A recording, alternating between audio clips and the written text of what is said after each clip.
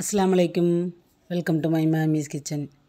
இன்றைக்கி என்ன வீடியோ அப்படின்னு பார்த்தீங்கன்னா, போன வீடியோவில் வந்து வரட்டி வச்ச இறாவும் பாவைக்காயும் போட்டு குழம்பு வச்சுருந்தேன். அதுக்கப்புறம் சமையலை முடிச்சுட்டு மதியத்துக்கு மேலே புட்டு மாவு வறுக்க போகிறோம் அப்படின்னு சொல்லியிருந்தேன் இல்லையா, அந்த வீடியோ தான் இன்றைக்கி பார்க்க போகிறோம். புட்டு மாவு வறுக்கிறது, அதுக்கப்புறம் பார்த்திங்கன்னா புட்டு மாவு வச்சு என்னெல்லாம் ரெசிபி பண்ணலாம் அப்படிங்கிறது தான் இன்றைக்கி இந்த வீடியோவில் பார்க்க போகிறோம். இப்போ வாங்க எனக்கு வந்து எப்படி புட்டு மாவு வறுத்து கொடுத்தாங்க அப்படிங்கிறத பார்த்துடலாம்.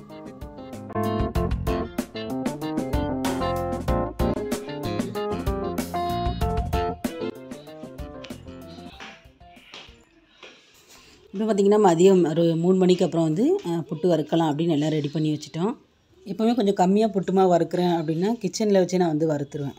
இது வந்து அளவு கொஞ்சம் அதிகமாக இருக்குது அப்படிங்கிறதுனால ரொம்ப நேரம் நின்று வறுத்துட்ருக்க முடியாது. அதனால் கொஞ்சம் உட்காந்து வறுக்கிற மாதிரி இருக்கணும் அப்படிங்கிறதுனால கார் பார்க்கிங்கில் வந்து அடுப்பு அதுக்கப்புறம் சிலிண்டர் எல்லாமே எடுத்து வச்சுட்டேன்.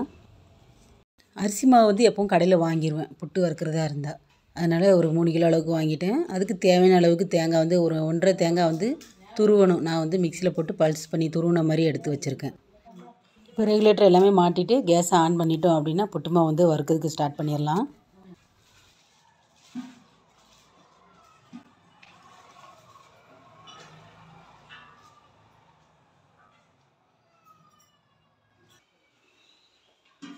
புட்டு மாவு வந்து கொஞ்சம் டைம் ஆகும். எப்படியும் பார்த்திங்கன்னா ஒரு 1 ஹவருக்கு மேலே ஆகும்.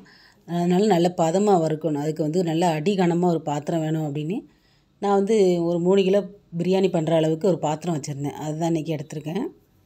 நான் வந்து புட்டு மாவு வறுக்கும்போது ஒரு 1/2 மணி நேரம் மாவு வறுத்துட்டு அதுக்கப்புறம் தான் துருவின தேங்காய் போட்டு திரும்ப ஒரு 1/2 மணி நேரம் நல்லா வாசனை வர்ற அளவுக்கு வறுப்பேன். ஆனால் இவங்க என்ன பண்ணியிருக்காங்க அப்படின்னா மாவு வறுக்கும் போதே பாதி தேங்காய் வந்து அதில் சேர்த்துட்டாங்க. ஒன்றா சேர்த்து வறுத்தோம் அப்படின்னா தான் நல்லா எல்லாம் ஒன்று போல் வறுபடும் அப்படின்னு.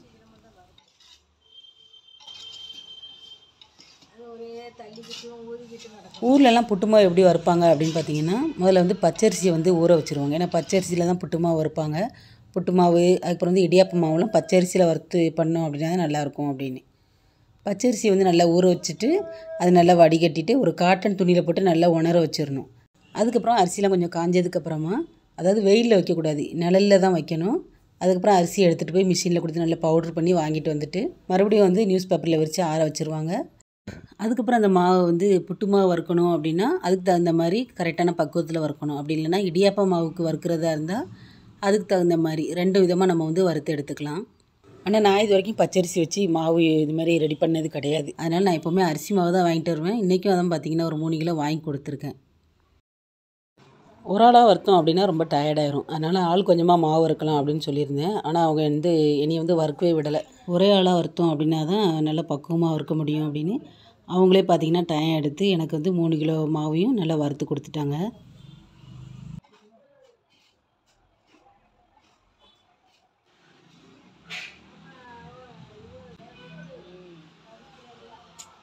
ஊர்லலாம் புட்டு மாவு வறுக்கிறதுக்கு வந்து விறகு அடுப்பு தான் யூஸ் பண்ணுவாங்க. அதுதான் தீ நல்லாவே எரியும். புட்டு மாவு நல்ல பக்குவமாக வறுத்து எடுக்கலாம். அதுவும் இந்த இரும்பு கடாய் நல்ல வெயிட்டான பாத்திரத்தில் வறுக்கும்போது வாசனையும் பார்த்திங்கன்னா ரொம்ப நல்லாயிருக்கும். எங்கள் வீட்டில் எங்கள் அம்மா வந்து இந்த விறகு அடுப்பு இரும்பு பாத்திரத்தில் முன்னெல்லாம் வறுக்கும். ஆனால் இங்கே வந்து பார்த்திங்கன்னா இந்த விறகு அடுப்பு இரும்பு பாத்திரம்லாம் கிடையாது. என்கிட்ட வந்து இந்த பெரிய அடுப்பு இருக்கிறதுனால புட்டு மாவு வறுக்கிறதுக்கு ரொம்பவே ஈஸியாக இருக்கும். நான் வந்து அதிகமாக பெரிய அடுப்பு வந்து யூஸ் பண்ண மாட்டேன். ரொம்ப தேவை அப்படின்னா மட்டும் கொஞ்சமாக 1 கிலோ மாவு வாங்கி சின்ன அடுப்புலேயே பார்த்திங்கன்னா புட்டு மாவு வறுத்து எடுத்துருவேன். கடைசியாக இப்போது இந்த மாதிரி புட்டு மாவு வறுத்தேன் அப்படின்னு பார்த்திங்கன்னா ஒரு வருஷத்துக்கு முன்னாடி ஹஸ்பண்ட் வந்து ஹெல்ப் பண்ணியிருந்தாங்க. புட்டு மாவு வந்து வறுத்து தரேன் அப்படின்னு நல்லாவே வறுத்து கொடுத்துருந்தாங்க. அதோட வீடியோவும் கொடுத்துருக்கேன், வேணால் செக் பண்ணி பாருங்கள். ஃபஸ்ட்டு பாதி மாவு வறுத்து எடுத்துட்டாங்க தேங்காய் போட்டு. அதை வந்து கொஞ்சம் ஆற வச்சுருக்கேன். இது வந்து மீதி இருக்கிற மாவையும் வந்து தேங்காய் போட்டு வறுத்துட்ருக்காங்க. இதுக்கு ஒரு 1/2 மணி நேரம் கிட்டத்தட்ட பார்த்திங்கன்னா ஒரு 1.5 மணி நேரம் கரெக்டாக வந்துடும் மாவு வறுத்து முடிக்கிறதுக்கு.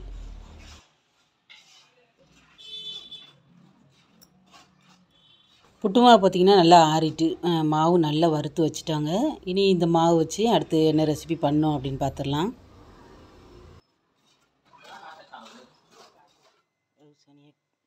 இது வெள்ளிக்கிழமை அன்றைக்கி எடுத்தது. புட்டு மாவுலாம் வறுத்துட்டு ஃபஸ்ட்டு வந்து தக்கடி பண்ணலாம் அப்படின்னு தேவையான அளவு மாவு எடுத்திருக்காங்க. இதில் வந்து மட்டன் குழம்பு ஊற்றி மிக்ஸ் பண்ணியிருக்காங்க. தக்கடி அப்படின்னாலே மட்டன் குழம்புல தான் இந்த மாவு உருண்டை வந்து போடணும். அதனால் நைட்டே வந்து கொஞ்சம் மட்டன் வந்து முள் எல்லாம் வச்சுருந்தேன் கறியோடு. அதை வந்து குக்கரில் போட்டு நல்லா வேக வச்சுட்டேன். நம்ம நார்மலாக மட்டன் குழம்பு வைக்கிறோம்ல அந்த மாதிரி தான் வச்சுட்டு அதுக்கப்புறம் ஒரு பெரிய பாத்திரத்தில் ஊற்றிட்டு குழம்புக்கு தேவையான உப்பு காரம் இருக்கா அப்படின்னு பார்த்து தேவையான அளவுக்கு சேர்த்து நல்லா கொதிக்க விடணும். குழம்பு கொதிச்சதுக்கப்புறமா நம்ம வந்து தேவையான அளவுக்கு புட்டு மாவு எடுத்து வச்சுருக்கோம் இல்லையா, அதில் வந்து அந்த குழம்பையும் ஊற்றிட்டு நல்லா மிக்ஸ் பண்ணணும். இது வந்து இப்போ உருண்டை பிடிச்சோம் அப்படின்னா உதிர்ந்துடும். அதனால் இன்னும் கொஞ்சம் குழம்பு தேவைப்படுது. ஏன்னா இவங்க வந்து நல்லாவே வறுத்துருக்காங்க. அதனால் எவ்வளோ குழம்பு ஊற்றினாலும் மாவு இழுக்குது. ஏற்கனவே 1 கப்பு ஊற்றியாச்சு. இன்னொரு 1/4 கப்பு ஊற்றி மிக்ஸ் பண்ணோம் அப்படின்னா உருண்டை பிடிக்கிறதுக்கு ஈஸியாக இருக்கும்.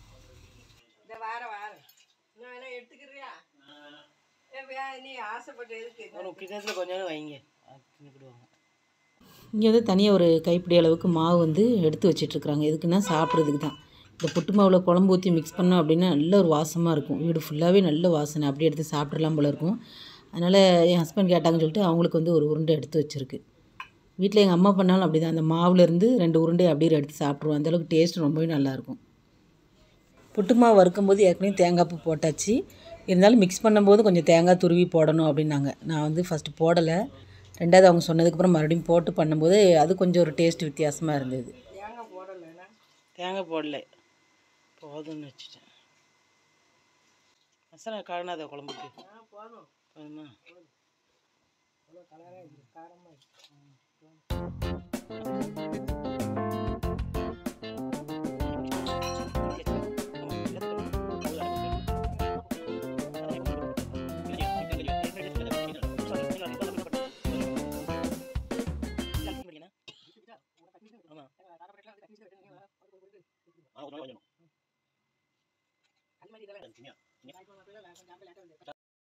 இப்போ ஃபஸ்ட்டு மிக்ஸ் பண்ண மாவில் தக்காளி உருண்டை எல்லாமே பிடிச்சி வச்சுட்டாங்க. அதனால் இது எல்லாேருக்கும் வந்து காணாத மாதிரி இருந்துச்சு. அதனால் திரும்ப ஒரு 1.5 கப் அளவுக்கு புட்டு மாவு சேர்த்துட்டு அதுலேருந்து கொஞ்சம் குழம்பு ஊற்றி நல்லா மிக்ஸ் பண்ணுறாங்க. இதுக்கு முன்னாடி மாவு மிக்ஸ் பண்ணும்போது கொஞ்சம் பச்சை தேங்காய் துருவி போட்டால் நல்லாயிருக்கும் அப்படின்னாங்க. நான் ஏற்கனவே அதில் போட்டு தான் வறுத்துருக்கு அப்படிங்கிறதுனால தேங்காய் துருவி போடலை. இப்போ 2வது டைம் மறுபடியும் மாவு மிக்ஸ் பண்ணும்போது அவங்க சொன்னதுனால ஒரு அரை முறி தேங்காய் துருவி போட்டிருக்கேன். ஏன்னா அவங்க சொன்ன மாதிரி கொஞ்சம் பச்சை தேங்காய் துருவி போட்டோம் அப்படின்னா அப்போ வந்து அந்த ஸ்மெல்லு வந்து நல்ல ஒரு வாசமாக இருக்குன்னாங்க. அதே மாதிரி துருவின தேங்காய் போட்டு மாவு மிக்ஸ் பண்ணும்போது அது ஒரு மனம் வந்து ரொம்பவே நல்லா இருந்தது.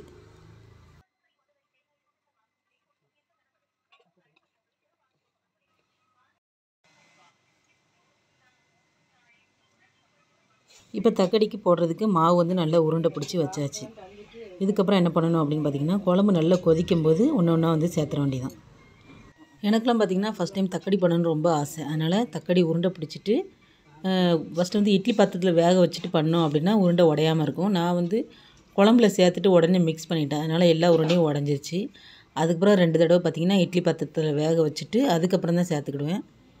அதுக்கப்புறம் நிறைய டைம் தக்கடி போட்டு பழகுனதுனால மட்டன் குழம்பு நல்லா கொதித்ததும் மாவு உருண்டையை போட்டுட்டு ஒரு 5 நிமிஷம் கழித்து அதுக்கப்புறம் லைட்டாக மிக்ஸ் பண்ணிவிடுவேன். ஏன்னா உடனே மிக்ஸ் பண்ணிட்டோம் அப்படின்னா உருண்டை உடஞ்சிருமோ அப்படின்னு இன்ன வரைக்கும் கொஞ்சம் பயமாக இருக்கும். ஆனால் இவங்க என்ன பண்ணாங்க அப்படின்னா போட்ட உடனே பார்த்திங்கன்னா கரண்டி வச்சு நல்லா மிக்ஸ் பண்ணிட்டாங்க. ஆனால் உருண்டை எதுவுமே உடையலை. ஏன்னா அந்தளவுக்கு மாவு நல்லா பக்குவமாக வறுத்துருக்கேன், உருண்டை உடையாது அப்படின்னு சொல்லிட்டு நல்லா தைரியமாக ஒன்றுக்கு மேலே ஒன்று ஒவ்வொரு உருண்டையாக போட்டுட்டு உடனே பார்த்திங்கன்னா மிக்ஸ் பண்ணி விட்டுட்டாங்க. அதுக்கப்புறம் நல்லா கொதித்து ஒரு 10 நிமிஷத்துக்கு அப்புறமா அடியிலேருந்து மறுபடியும் கலந்து விடணும். ஏன்னா மாவு பார்த்திங்களா அடியில் ஒட்டிடக்கூடாது. ஸோ அந்த மாதிரி நல்லா வேக வச்சு எடுத்துட்டோம் அப்படின்னா தக்கடி சூப்பராக ரெடி ஆயிரும். தள்ளி விடணும், உடஞ்சிடாம இருக்கட்டும். அதெல்லாம் உடையாது.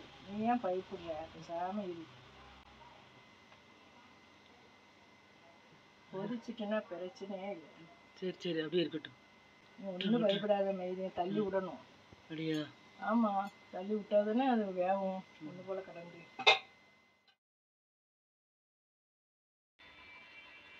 என்னமா என்ன செய்யும், அந்த கறியெல்லாம் அள்ளிடும். அள்ளிட்டு கொலக்கட்டையை போடும். ஏன்னா உடையாதம், நெருங்கிக்கிட்டு கிடக்காது அப்படின்னு சொல்ல. லாஸ்ட்டில் கொலக்கட்டை வெந்த பிறகு வெந்த கறியை எடுத்து இப்போ தக்காளி எல்லாமே ரெடி ஆயிடுச்சு. லாஸ்ட்டில் வந்து தக்காளி வந்து கொஞ்சம் கெட்டியாக வரணும். அப்போ தான் பார்த்திங்கன்னா சாப்பிட்றதுக்கு நல்லாயிருக்கும். அதனால் என்ன பண்ணியிருக்காங்க அப்படின்னா, நார்மலாக குழம்புக்கு தேங்காய் அரைச்சி ஊற்றுவோம் இல்லையா, அந்த மாதிரி பண்ணாமல் தக்காளி மாவே பார்த்திங்கன்னா கொஞ்சமாக எடுத்து தண்ணி ஊற்றி குழம்பு கொதிக்கும்போது அப்படியே ஊற்றி விட்டுட்டு சிம்மில் வச்சுட்டோம் அப்படின்னா இந்த மாதிரி கெட்டியாயிரும். இந்த மாதிரி இருந்தது அப்படின்னா தான் நம்மளுக்கு தக்காளி வந்து எடுத்து அந்த உருண்டையை உடச்சி அந்த குழம்போட மிக்ஸ் பண்ணி சாப்பிடும்போது டேஸ்ட் எல்லாமே ரொம்பவே சூப்பராக இருக்கும். அல்ஹம்துலில்லாஹ் அன்றைக்கி வறுத்து கொடுத்துருந்த மாவு வச்சு தக்காளி ரெடி பண்ணியாச்சு. அதுக்கப்புறம் நான் வந்து தக்காளி எதுவும் பண்ணலை. அதிகமாக பார்த்திங்கன்னா புட்டு தான் வந்து ரெடி பண்ணியிருந்தேன். ஏன்னா பிள்ளைங்களுக்கு வந்து புட்டு அவிச்சோம் அப்படின்னா தான் பிடிக்கும். அதனால் மீதி இருந்த மாவில் புட்டு அவிச்சு நான் வந்து ஒரு 3/4 கிட்ட மாவு காலி பண்ணிட்டேன். நான் வறுக்கிற புட்டு மாவுக்கும் இவங்க வறுத்து கொடுத்துருந்த புட்டு மாவுக்கும் பார்த்திங்கன்னா நிறைய வித்தியாசம் இருந்துச்சு. ஏன்னா நான் புட்டு அவிக்கும்போது கொஞ்சம் உப்பு வெதுவெதுப்பான வெந்நீர் ஊற்றிட்டு லைட்டாக மிக்ஸ் பண்ணும்போது ரொம்ப கெட்டி ஆயிரும், கையை வச்சு உதுத்து விட்ற மாதிரி இருக்கும். ஆனால் இந்த மாவு பார்த்திங்கன்னா நல்லா சாஃப்டாக இருந்துச்சு மிக்ஸ் பண்ணும்போது, அந்த அளவுக்கு நல்லா வறுத்து கொடுத்துருந்தாங்க. இந்த புட்டு மாவு வச்சு ஸ்நாக்ஸ் மாதிரி நம்ம வந்து சாப்பிட்லாம், அதுவும் நல்லாயிருக்கும். வறுத்த மாவில் கொஞ்சமாக சீனி நெய் ரெண்டையும் போட்டு மிக்ஸ் பண்ணி சாப்பிடும்போது டேஸ்ட்டும் மணமும் ரொம்ப நல்லாயிருக்கும். ஸோ இப்போ வந்து தக்கடி புட்டு மாவு 2 ரெசிபியும் பார்த்துருப்பீங்க. இன்னொன்று வந்து அரிசி மாவு ரொட்டி, அது மட்டும் நான் இன்னும் செஞ்சு பார்க்கல. இன்ஷால்லா அதையும் ட்ரை பண்ணி பார்த்துட்டு வீடியோ போடுறேன் எப்படி வந்துச்சு அப்படின்னு. இந்த வீடியோ இதோட முடிச்சுக்கிறேன். இன்றைக்கான வீடியோ பிடிச்சிருந்துச்சின்னா லைக் பண்ணிட்டு சேனலை சப்ஸ்கிரைப் பண்ணி வச்சுக்கோங்க. நெக்ஸ்ட் வீடியோவில் பார்க்கலாம்.